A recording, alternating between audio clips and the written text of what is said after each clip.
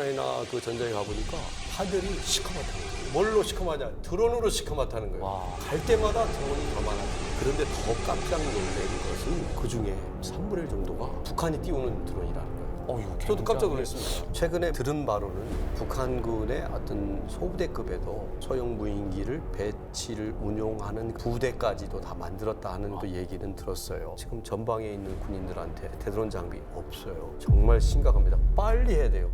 미흡하지만은 빨리 해야 돼요. 자, 드론의 위협이 굉장히 심각합니다. 이런 걸 가장 많이 느낄 수 있는 데가 사실 러시아 우크라이나 전장이라고 다들 알고 계세요. 좀 그런 부분에 있어서도 제일 최신 정보를 알고 계실 텐데 최근에 이제 종군 기자로 파견됐던 김영미 PD라고 있습니다. 이분이 이제 최근에 복귀해서 말씀을 해주셨는데 가보니까 우크라이나 그 전장에 가보니까 하늘이 시커멓다는 거예요. 하늘이 시꺼매요. 네. 하늘 왜 뭘로 시커멓냐? 드론으로 시커멓다는 거예요. 와. 세 번째 갔는데 갈 때마다 드론이 더 많아진다. 그런데 더 깜짝 놀란 것은 그 중에 3분의 1 정도가 북한이 띄우는 드론이라는 거예요. 이거 저도 깜짝 놀랐습니다. 굉장히 심각한 얘기네요. 네. 또 하나 이제 얘기해야 되겠다.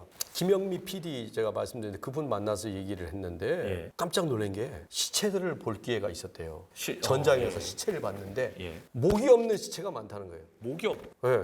왜 목이 없겠어요? 뭐 깜짝 놀랐대요. 자기가 왜 그렇지 하고 있는데 예. FPV 드론 드론. 있잖아요. 예. 그게 사람 정확하게 목을 깜짝 놀랐어요. 겨눈다는 거죠? 네. 목을. 군인이든 민간인이든. 민간인이든. 그래서 민간인들도 아파트에 문을 못 열어놓는다는 거예요. 그래서 드론 웽웽하는 소리가 있잖아요. 그 소리가 들으면 심장이 벌렁벌렁해가지고 공황이 발생하는 사람들이 많다는 거예요. 와, 이 트라우마나 트라우마. PTSD 굉장히 심하겠는데요. 제가 기사로 예전에 봤을 때는 러시아군에 들어가면서 굉장히 다양한 드론 기술들을 습득하고 있다는 내용들은 기사로 접했어요. 예, 예. 근데 그 이후에 이제 그거를 더 실전에 이제 직접 이용해 보면서 그렇죠. 실전 감각을 익히는 예, 거잖아요. 예, 예. 와, 굉장히 큰 위협이 될 텐데 예. 한국 우리나라에. 그러니까요. 그래서 최근에 그 북한 노무자들이 러시아에 또 파견되는 그런 일이 있었습니다. 그래서 어떤 언론에 의하면 그 인원들이 드론을 만드는 회사에 가서 생산자 역할을 한다. 그런 얘기도 하더라고요. 즉 러시아 그 기술들을 직접적으로 드론 만드는 기술을 만들고 또 활용을 하고 운용을 하고 그렇게 하고 있다는 거예요. 이야기를 나누면서도 굉장히 충격적인 게 비대칭 전력의 완성이 사실 저희는 핵이라고 생각을 했잖아요. 네. 이 비대칭의 완성을 사실 드론으로 마무리를 하려는 거 아닌가라는 생각이 좀 들거든요. 북한의 위협은 1970년도부터 드론 위협이 시작됐다고 보면 돼요. 그때부터 중국이라든지 이란과 이제 드론 수입을 하고 또 기술 협력을 하고 이렇게 다양하게 했습니다. 네. 최근에 뭐 제가 확인된 첩보는 아니지만은 들은 바로는 북한군의 어떤 소부대급에도 드론 또 소형 무인기를 배치를 운용하는 그런 부대까지도 다 만들었다 하는 그런 것도 얘기는 들었어요. 저희도 사실 그럼 50만 드론 양성하는 것처럼 네. 그쪽도 이미 그렇죠. 하고 있었다는 얘기. 이미 하고 있고 특히 접적 지역에는 그런 걸 하고 있다. 그래서 우리 2022년도인가요? 그때 한번 또 북한 무인기 12월에 왔었죠. 넘어왔었잖아요. 그때도 몇 대가 또 우리 청와대 상공까지 왔다고 얘기를 하고 있고 예. 또 충분히 그런 능력들을 가지고 있다.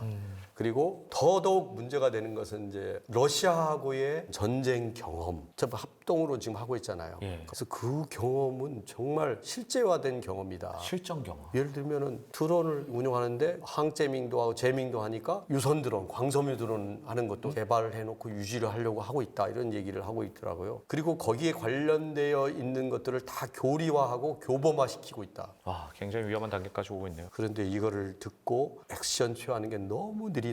우리는 너무 느려요. 진짜 지금 전방에 있는 군인들한테 전차나 장갑차한테 대드론 장비 없어요. 정말 심각합니다. 빨리 해야 돼요.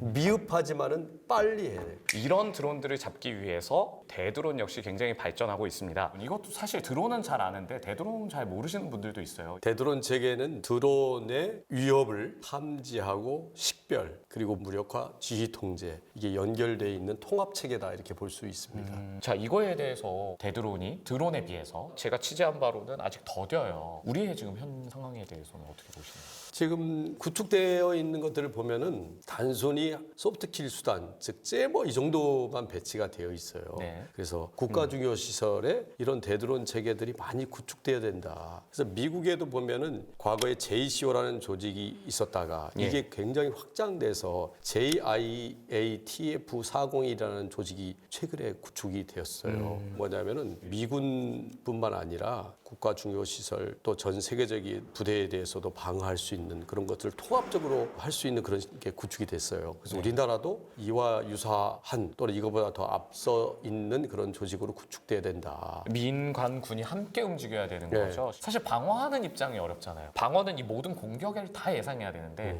일단 요즘 가장 큰 또 화두 중에 하나는 바로 군집 드론입니다. 북한도 이 좀 표현이 좀 특이한데 벌떼 드론이라고 하더라고요. 그러면 대드론은 또 거기에 대해서 어떻게 대응을 해야 되잖아요. 맞아요. 그 드론이 워낙 작잖아요. 그래서 레이더에 의해서 탐지를 하면은 이게 드론인지 새인지 아니면은 뭐 풍선인지 이걸 구분을 제대로 못했었어요.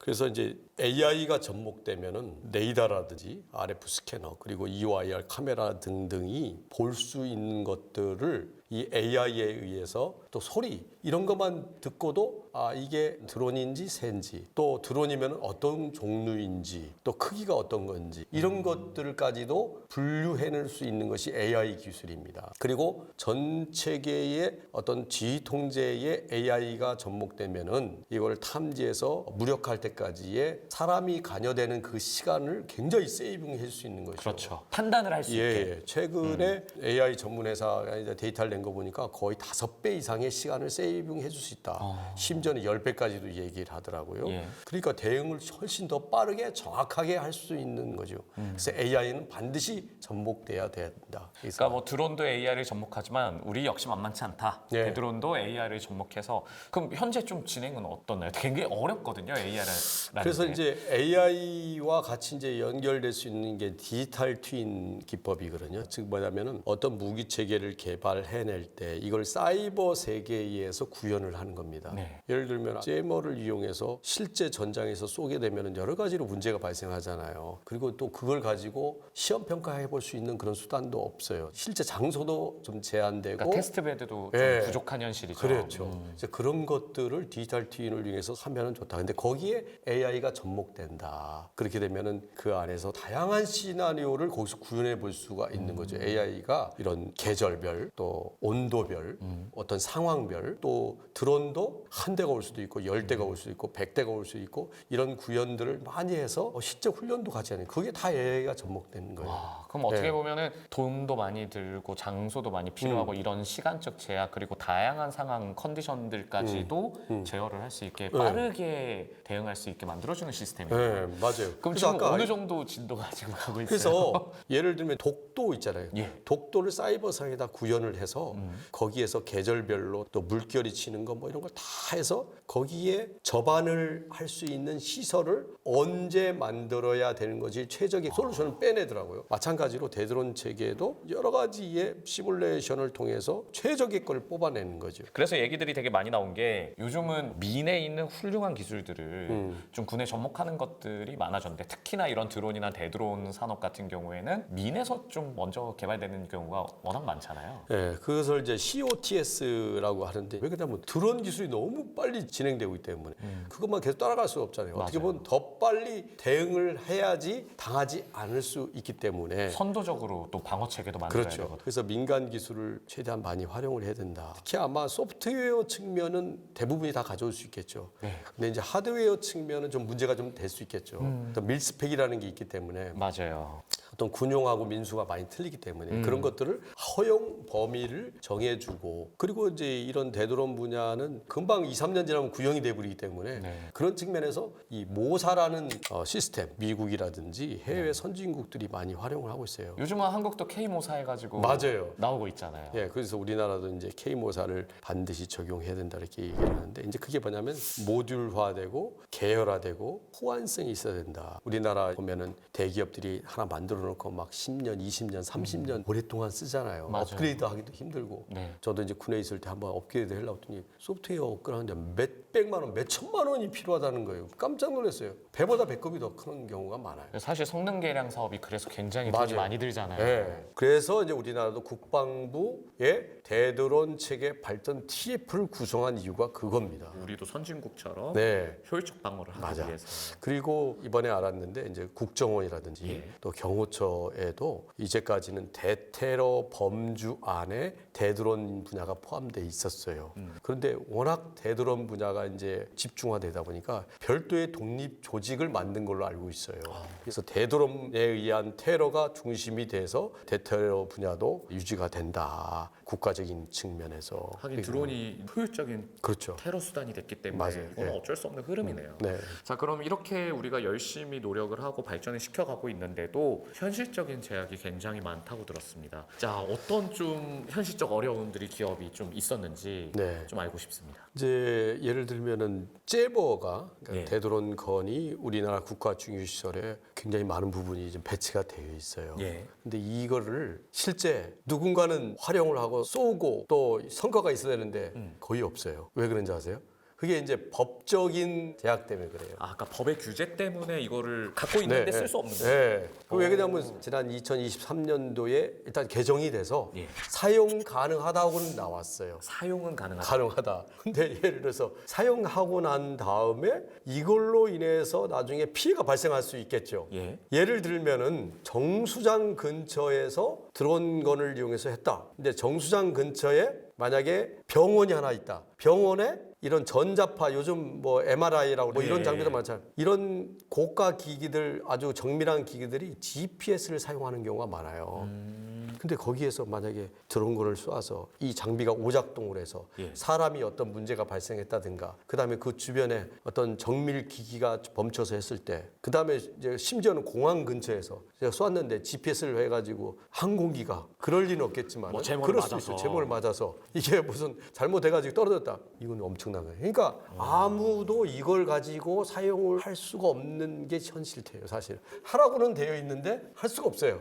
이거잖아요. 하되 네. 피해가 생기면 너가 책임져라. 그렇죠. 그러니까 이 어떤 조건이라든지 이런 것들을 사실 세분화할 필요가 있어요. 그래서 탐지 식별 무력화를 어느 부서에서 할 것인지 그것도 정해지지. 그것도 중요한 요소예요. 사실 이런 규제 때문에 실제 적의 드론이 왔을 때도 대응을 못 할 수 있는 상황이 올 수도 있거든요. 그렇죠. 그래서 이런 부분은 좀 조속히 좀 구체화됐으면 좋겠네요. 그래서 또 하나 예. 좀 아쉬운 거는 인증 문제입니다. 인증. 인증. 특히 이제 째모 같은 경우는 전파와 관련된 게 있기 때문에 네. 할 수 있는 장소가 정말 적어요. 우리나라 인가된 것은 이제 두 군데거든요. 어디 저 있어요? 의성에 있고 예. 그다음에 고성에 있습니다. 그리고 그 근처에 보면은 예. 민가 이런 시설도 있고 그래서 현재 이제 공역으로 설정돼서 하고 또 의성군에서는 그걸 확장시키기 위해서 굉장히 노력도 많이 하고 있어요. 예. 그래서 그 센터도 만들어서 하는 거에 대해서는 정말 감사하게 생각을 하지만은 이게 더 여러 군데의 어떤 형태를 가지고 할 수 있는 시스템이 구축돼야 된다. 그것도 국가에서 해야 될 일이라고 생각합니다. 그래서 정부에서 정말 우리 우크라이나 러시아전 보면서 이게 정말 필수 불가결하기 때문에 빨리 대비해야 된다. 우리는 매일 당하고 나서 보완을 하잖아요. 항상 보면은 당하지 말고 이건 되도록 분야는 좀 미리미리 투자를 해서 대비했으면 좋겠어요. 우리 우크라이나 러시아 보면은 정말 보잖아요. 시민들이 불편하잖아요. 미국이라든지 이스라엘, 중국이라든지 이런 데들은 드론을 약 한 1,100여 종 운용한 걸로 알고 있어요. 종류가. 특히 이제 러시아, 우크라이나 또 이스라엘 하마스 전쟁이 굉장히 발화가 돼가지고 다양한 조종 방식을 통해서 대드론 장비를 회피를 많이 하고 있다. 특히 우크라이나는 연 400만 대의 드론을 생산하는 것을 목표로 해가지고 지금 하고 있는데 실제가 되고 있어요. 그러니까 드론 한 대가 병사 한 명의 역할을 충분히 할 수가 있거든요. 그러면은 400만 대군을 양성하는 거예요. 그렇죠. 우리나라도 50만 대의 드론을 한다고 그랬는데 저가의 드론이라도 100만 대 이상으로 해서 우리나라도 좀 생산을 했으면 좋겠다는 생각이 듭니다.